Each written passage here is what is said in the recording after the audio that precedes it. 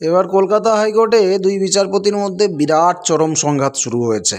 মেডিকেলে ভর্তি সংক্রান্ত দুর্নীতি মামলায় একে অপরের বিরুদ্ধে কার্যত খড়গহস্ত বিচারপতি অভিজিৎ গাঙ্গুলি আর বিচারপতি সৌমেন সেন।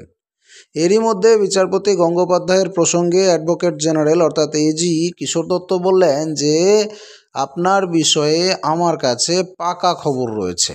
সেটা কি? বিচারপতি গাঙ্গুলি যখন জানতে চাইলেন, এজি বললেন যে আপনি আসন্ন লোকসভা ভোটে বিজেপির প্রার্থী হতে চলেছেন।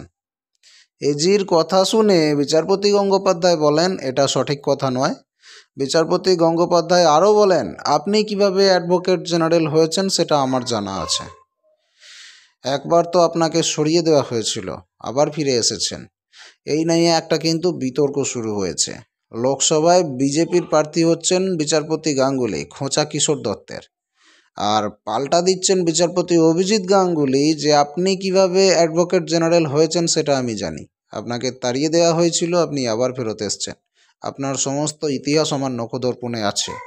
এদিকে কিশোর দত্ত বলছেন আপনি যে বিজেপির প্রার্থী হচ্ছেন আসন্ন লোকসভা নির্বাচনে সেটা আমার কাছে পাকা খবর আছে।